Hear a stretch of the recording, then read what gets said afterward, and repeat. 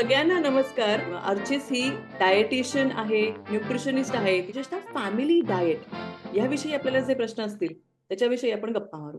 मुलं एका वेळेला साधारण किती अन्न खाऊ शकतात? त्याचं काही परिमाण आहे का? किती वाट्या, किती चमचे? मुलांचं पोट लहान असतं आणि मूठ हा एक चांगला रेफरन्स आहे. पोट किती आहे, आपल्या पोटाचा साईज काय आहे, तर तो आपला हात हा आपला रेफरन्स वापरला तर पूर्ण हात अख्खा उघडा असेल तेव्हा दॅट इज अबाउट 85 ग्रॅम्स. जेव्हा आपण मूठ बंद करतो तेव्हा हे 1 कप. अर्धा जेव्हा असेल तेव्हा अर्धा कप आणि थंब इज साधारण 1 टेबलस्पून. सो हे रेफरन्स गाईड म्हणून वापरायचं. आणि हा आपला, आपण जेव्हा जेवतो तेव्हा आपला पाम, बाळ जेव्हा जेवतोय तेव्हा बाळाचा पाम, आणि काय टॉडलर आहे तुमचं मोठं मूल आहे त्याचा पामच्या रेफरन्स म्हणून गाईड वापरलं तर that's a great. Yeah this is a great guidance reference guide. कारण की म्हणजे 1 वाटी 1 चमचा 1 कटोरी प्रत्येकाच्या वाट्या वेगळ्या असतात आणि दरवेळी तुझी भूक आणि माझी भूक याच्यात पण फरक असेल. तर तुझी 1 वाटी तू खाऊ शकशील कदाचित वरण, मी नाही खाऊ शकणार, पण मी माझी 1 ओंजळ खाऊ शकेन किंवा आपली मुलं त्यांची 1 ओंजळ खाऊ शकतील.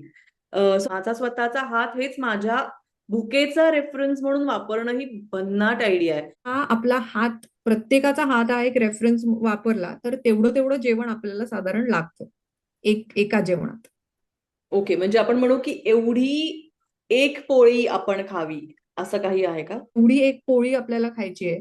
नंतर एवढं डाळ किंवा वरण किंवा इफ यू इटिंग चिकन, अंड किंवा काय करी, एवढं हे खायचंय. अर्धा कप सपोज तुम्हाला भाजी खायची आहे. Just that much. It's not too much Wien you look at it this way. आणि एवढं मे बी हायली कॉन्सन्ट्रेटेड खाता याचे आपल्याला कमी खायचंय ऍक्च्युली. तर ते हा रेफरन्स आहे त्याचा अंगठा हा. जसे की असा छोटा एवढासा गुळ खाऊ शकता तुम्ही by the end. I just want thumbs up dessert. Dessert yes, yes. Yes. So प्रत्येकाने आपल्या आपल्या हाताप्रमाणे जेवण केलं तर that is enough for that person. Fantastic. सुरुवातीपासून मुलांना चांगल्या आहाराकडे एक्सपोज केलं पाहिजे. त्याच्यासाठी खूप लहान वयापासून आपण पालकांसोबत काम करतो किंवा मुलांसोबत पण खूप अगदी बालवाडीपासून काम करतो की चांगलं फूड म्हणजे काय. तुमच्याकडे असं एक मूल आलं जे 8 or 10, ते तुमच्याकडे आले आणि त्याला फक्त चिप्सच खातंय आणि चॉकलेटच खातंय. तुम्ही म्हणजे एक माझ्या मुलाला खूप आवडतं अमेरिकेचं की गरीब लोक बर्गर खातात. सो हे अशा सवय जेव्हा असतात की बर्गर्स आणि हाय कॅलरिक फूड, हाय शुगर फूड, हाय फ्राईड फूड खाण्याची सवय ज्या मुलाला आहे त्याला चांगल्या न्यूट्रिशियस आहाराची सवय लावण्यासाठी तो प्रवास काय असतो किंवा कसा असावा? इथे अमेरिकेत जास्त डूज वरती फोकस असतो रादर दॅन डोंट्स. तर काय करा याच्यावरती एनकरेजमेंट द्यायची असेल तर सगळ्यात पहिलं आम्ही ऍड करतो फिजिकल ऍक्टिव्हिटी. सो वर्ग सुरू होताना त्यातली पहिली 10 मिनिटं we are encourage to take physical activity. So जेव्हा फिजिकल ऍक्टिव्हिटी होते काहीही, म्हणजे मूल काहीच करत नसेल आधी, आणि again there is a option in that, if you like to participate. आणि जेवढं आपण ते मज्जा करतो त्याच्यामध्ये, म्युझिक लावतो, नाचतो, किंवा चॅलेंजेस देतो मुलांना. 5वीच्या वगैरे मुलांना खूप आवडतात चॅलेंजेस. आणि मी जेव्हा वर्गात म्हणायची की let's see what you can do, तर मग मध्ये येऊन एकेकानी त्याची हे करायची. तर ती इतकी अमेझिंग गोष्टी करतात मुलं, आणि एका मुलाला बघितलं की दुसरे इन्स्पायर होतात आणि मग ते मुलांना तेवढ्या काय मारतात, लाईक कमानी काय टाकतात आणि काय काय काय करतात, आणि that's like incredible. So that secretes good hormones very. म्हणजे डेफिनेटली, म्हणजे तुम्हाला काही त्याच्यामध्ये थिअरी सांगायची गरजच नाही की का फिजिकल ऍक्टिव्हिटी इम्पॉर्टंट आहे. You make sure you do it just every day, just for 10 minutes, 15 minutes. आणि त्याच्याने एकदा सुरुवात झाली की those good hormones are actually inviting good food. So that's really very directly connected. Theory obviously will tell you so much more, and there's like so much research about this, but doing these little activities every day. आता आपल्याकडे खूप मुलं खेळतच असतात सतत, so that is great. ते आपल्याला encourage करायचंय. मुलं खेळतायत हे खूप चांगलं आहे. आपल्याला मुलं खेळायला हवी आहेत. फोनवर खेळण्यापेक्षा we want them out there, we want to see them play, आणि just engross in informal play किंवा काय ग्राउंडवर जात असतील तर तसं.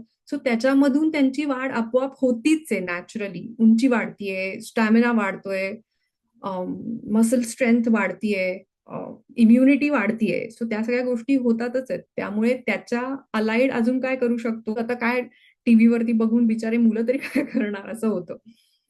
पण जेव्हा आपण जंक फूड मुलांनी खायला नकोय, तर सगळ्यात दुसरी महत्वाची गोष्ट की एज्युकेशन. सो आपल्याला जेवढं त्यांना सांगता येईल, म्हणजे नको खाऊ, नको खाऊ, नको खाऊ, अरे पण का नको खाऊ? So make things with them. For example, burger आवडतं मुलाला, तर त्याच्याबरोबर ते बर्गरमध्ये जे काय काय असतं ते करा त्याच्याबरोबर.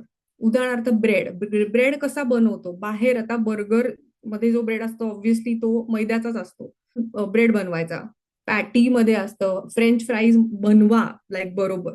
So the child will understand की त्याच्यात काय काय जात आहे.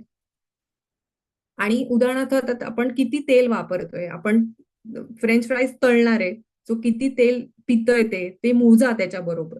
सो आणि त्याला काही सांगू नका, just let him her observe काय चालू आहे ते. आणि मग हळूहळू जेव्हा आपण सायन्स मधून ज्या गोष्टी त्यांना शिकवू शकतो, म्हणजे आधी प्रॅक्टिकल आणि मग theory, I think that will help better. या दिस इज इंटरेस्टिंग. आता तू म्हणल्यावर मला लक्षात आलं की जेव्हा मी घरी पुरी करत असते किंवा भजी तळत असते, तेव्हा घरचे लोक किती खातात वर्सेस विकत आणलेले फ्रेंच फ्राईज रेडीमेड. ते कितीही खाऊ शकतात मुलं, किंवा ते चिप्स जे असतात ते पाकिटातून बाहेर, ते कितीही खाऊ शकतात. पण घरी तळल्यानंतर एक साधारण 3 पुऱ्यानंतर किंवा आग्रहाची एक चौथी पुरी मग बास, किंवा भजी पण अर्धा प्लेट भजी नंतर बास होतं. कारण ते ऍक्च्युली तळत असताना त्याची प्रोसेस, तो किंवा गरम गरम खाल्ल्याचा जे असतं की ते पूर्ण अनुभव मिळतो, जो पॅकेज्ड अनुभव आहे तो मिळतोय त्याच्यातून. इंटरेस्टिंग. येस. आणि मग इव्हेंच्युअली जसे जसे मुलं मोठे होतात की आपण हे आता बाहेर कसं मिळतं तसं बनवलंय, आणि मग आता ह्याच्यामध्ये आपण कसं हेल्दियर करू शकतो. सो आता मैद्याच्या ऐवजी आपण मैद्यामध्ये काय असतं ते दाखवायचं, मैदा भिजवून दाखवायचा, तो आता पोटामध्ये गेला की काय होणार आहे ते दाखवायचं. ह्याच्यामध्ये अजून कसं चांगलं करू शकतो, मैद्यापेक्षा चांगलं काय आहे, कणिक आहे, तर आपल्याला हळूहळू त्याच्याकडे न्यायचे. पण आपण उत्तर द्यायचं नाहीये त्याचं, मुलाला शोधू द्यायचंय की काय आहे की मैद्यात नाहीये, पण मैदा ज्याच्या कशापासून झालाय तयार. सो आस्क देम क्वेश्चन्स आणि let them ask us questions. आणि अजिबात त्यांच्या प्रश्नांना न कंटाळता आपण भरपूर त्यांना हळूहळू पण खूप शिकवू शकतो. So आपण जशा ऍक्टिव्हिटीज मुलांसाठी काढून ठेवतो बाहेर शनिवार रविवार करायला, तर त्याच्यामध्ये एक कुकिंगची ऍक्टिव्हिटी अगदी जरूर असू शकते.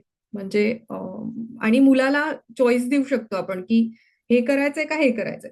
सो त्या चौकटीतला जो ऑप्शन असतो ते तो जास्त अपिलिंग असतो मुलाला, की अरे मला ऑप्शन मिळालाय, मला चॉईस मिळालाय.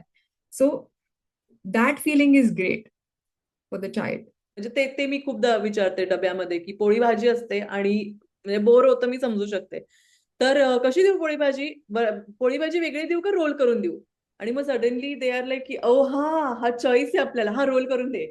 आणि भरपूर भाजी भरून मग ते छान असं बाईट साईजनी दे कॅन ईट.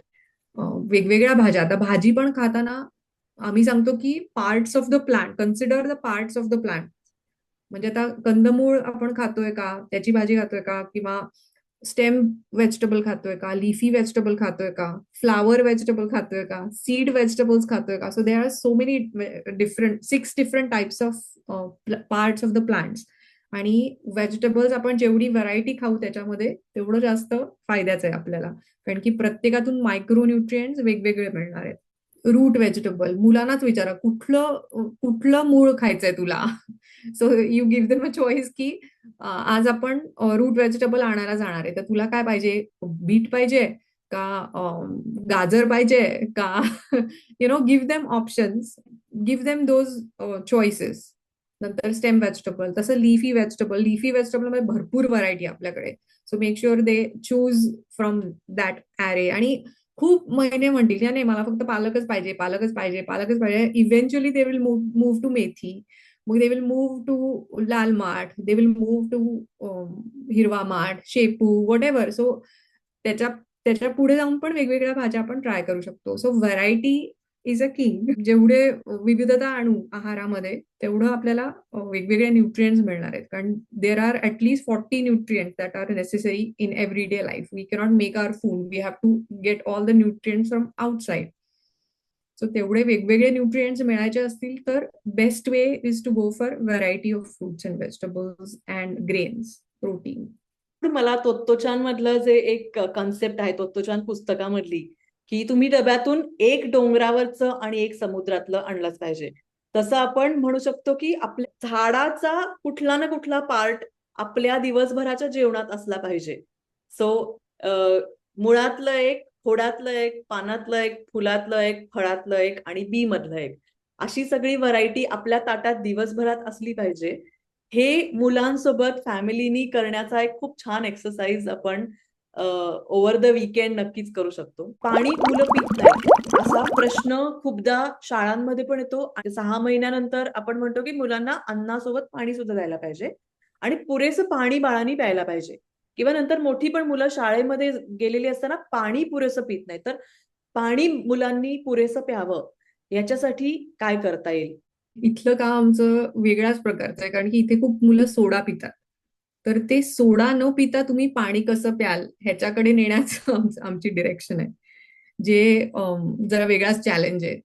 पण इथे जेवताना काहीतरी पिण्याची सवय असते युजली लोकांना. सो दे प्रिफर सोडा. सोडा हे फसफसलेलं पेय आहे. तर त्याच्यामुळे बेसिकली हाडं ठिसूळ होणार आहेत. कारण की कॅल्शियम अब्झॉर्प्शन कमी होणार आहे.